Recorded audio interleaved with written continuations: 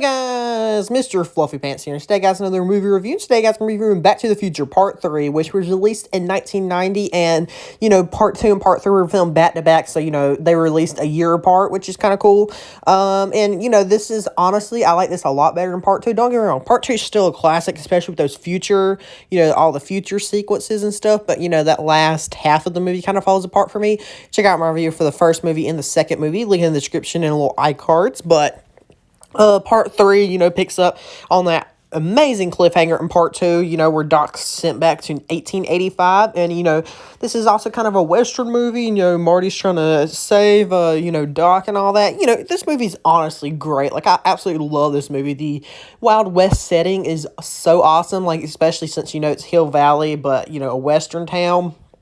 Some of the stuff they're able to do with the Wild Western, theming is pretty awesome. Like, I love Mad Dog Tannen, because he was mentioned in Part 2, and I guess that's, some of the beauty of, them being, written and directed and filmed together, which is kind of cool, and, Part 2 also ended with a trailer for this one, but, Marty has to go back to 1885 with 1955 Doc's help, and I like it how, Doc hides the door in some old abandoned mine shaft, so they have to go dig it out, retrofit it to go back in time or whatever, and it's got, 1950s wheels on it. And then, the DeLorean, it's not its most classic look, but it looks pretty cool in this movie, which it doesn't really have a huge, limelight or whatever, and, I often honestly think that the Jules Verne train at the end is so cool, honestly, that's even a cooler time machine than, the DeLorean, which,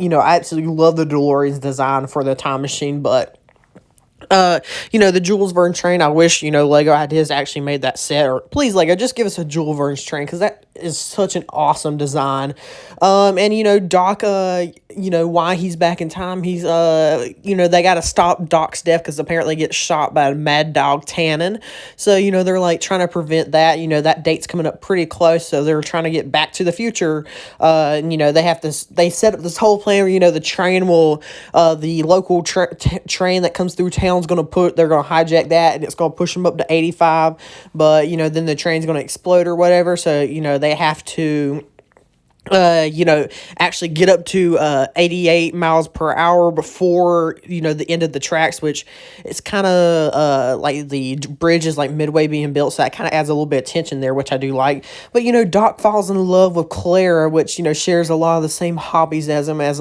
Jules Verne, which nobody in his current time really likes or whatever, so he's kind of inclined, do I really want to go back to the future, or do I want to stay here with my Claire? But then, they kind of go through a rough patch, so he's like, yeah, sure, but, he gets knocked out flat drunk at the bar, which is hilarious, but...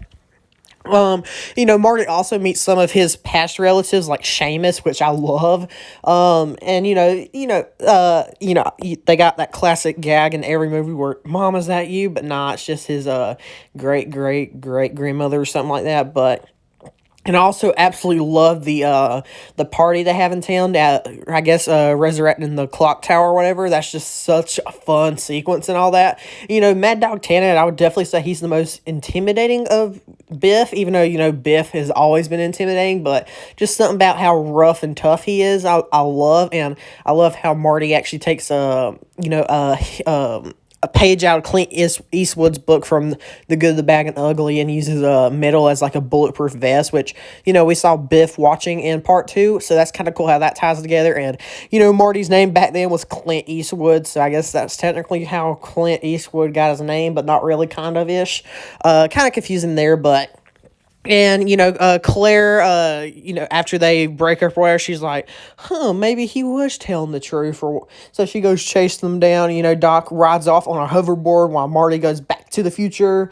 And then, the absolutely beautiful ending. They show up on the Jules Verne train, and, the DeLorean gets absolutely trashed. And, they're back in current day. You see that they have children and all that, which is very nice.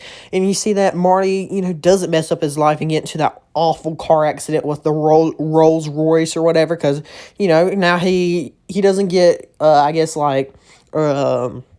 You know how he always freaked out whenever people call him chicken. Well, now he's able to resist, so it looks like the future is brighter and all that. Which, this movie's honestly just a perfect, absolutely perfect wrap up to this trilogy that, we took a ride on during that very first movie. And, the ability for them to actually do that is great.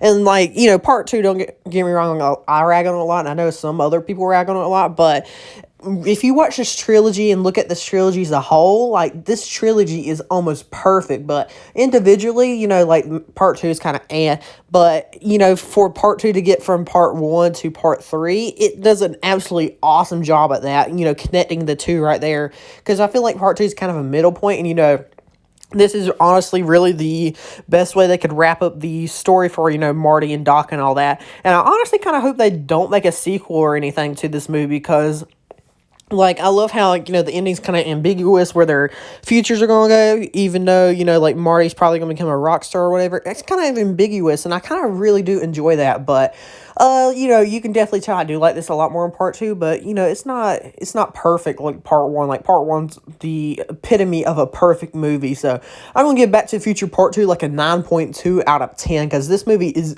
dang enjoyable, and especially if you love Westerns, because, I love The Lone Ranger, and I know a lot of people don't, but, and I kind of feel a lot of those vibes in here, and I absolutely just love, like, the, Wild Western setting, what they're able to do with that. Like, I love Doc's ice machine, even though it makes, like, one cube out of all that. I don't know, it's just cool stuff like that. But anyway, guys, leave your thoughts down below and what you guys think about Back to the Future Part 3. I'm probably going to do a video soon about the trilogy as a whole, so look out for that. And like I said, check out my other 2 reviews down below. But check out my Twitter and Discord link in the description. Like and subscribe for more. Check out some other videos, and I'll see you guys later. Bye.